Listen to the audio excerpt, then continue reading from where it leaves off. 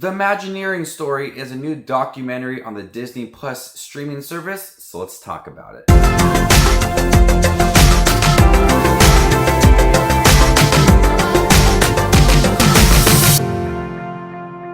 Hey everybody, my name is Justin. I love to watch movies and I also really love to stream Disney Plus right now. And so if you guys do too, you guys are in the right spot. Make sure to hit that subscribe button down below and click that bell notification for more up and coming videos. We're going to be talking about the new documentary, The Imagineering story. This is on the Disney Plus streaming service, and out of everything that is on Disney Plus, all of the original content, this is the one I was looking forward to seeing the most. I am huge on learning about Disneyland and how it was set up, the operation behind it, financing it, everything. I love learning about how Disneyland first started, as well as Disney World. I love behind the scene looks. I love interviews. I love watching footage of the opening days of Disneyland. And so this was right for me. I was so excited to see this. And so after I got home from work, I turned on the Imagineering story and I was completely enthralled and just so focused on watching this documentary.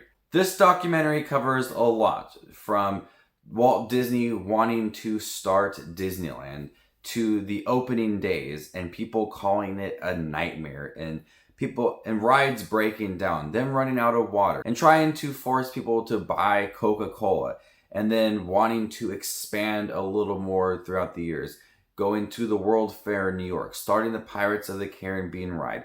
There's so many different things going on in this 1 hour documentary that I was just so invested in. There's a mixture of prior interviews, footage of Walt Disney planning Disneyland, footage of the opening day and just it being crazy, rides not working. There's so much to just completely get invested in and learn about. I've done my research a little bit on the opening of Disneyland and the lead up to that opening, but this show offers a lot more for things that I did not know, and I found it to be just so fascinating. I loved seeing the footage, and I've always wondered what it would be like to attend Disneyland on the very first day. And you got a glimpse of that. Obviously, I could not be there for the opening day, but you get a glimpse of what it looks like. And there's some similarities between the opening day and what it looks like now. Obviously, things have changed, but you get that footage of the opening day for Disneyland and seeing people's excitement and the kids just running around having fun. And I don't think I took my eyes off watching this documentary. I was so fascinated by everything that it was presented. But as the documentary went on, Walt Disney got a little older, Disneyland became more popular, and they were talking about other attractions they could add to Disneyland. So they were also adding the Matterhorn. And we actually got footage of people going inside the Matterhorn and seeing what it looks like. And there's an actual small basketball court in there, which I found to be pretty fascinating. Matterhorn is one of my favorite rides of Disneyland.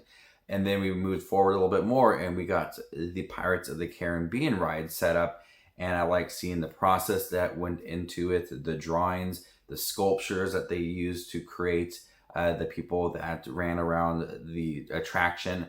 I think it's so cool to see how everything set up. Rides that I've been on plenty of times, and I'm sure people that are watching this been on rides before too. It's just so cool to see rides that have stood the test of time, seeing how it was set up. And obviously there's been changes here and there to certain rides like Pirates of the Caribbean and Matterhorn and other rides that were at the release. But it's so cool to see those rides that we know and we love, how they first came to be, and just seeing the ideas behind it all and the ups and downs of creating it.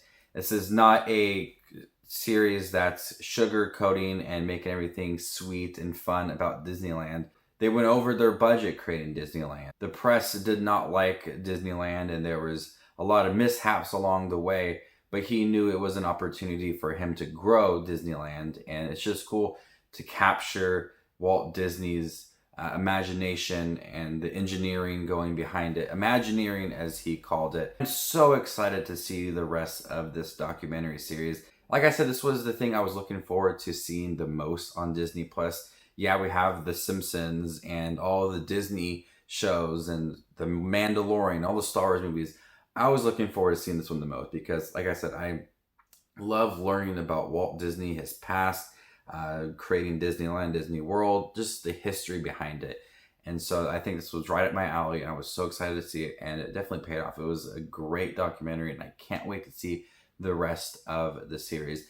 I don't have plans to review every single episode. I think it's a 6-part documentary series. I'm just going to review this premiere episode and then the season as it's over at the end. So expect a full review for the whole documentary series at the end.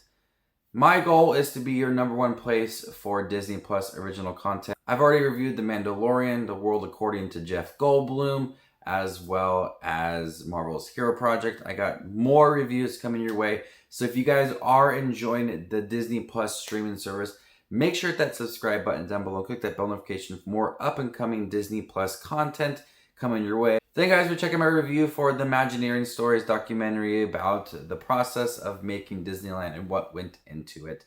Make sure to hit the subscribe button down below and click that bell notification for more Disney Plus content. My name is JustinWatchesMovies, and you guys stay classy, YouTube.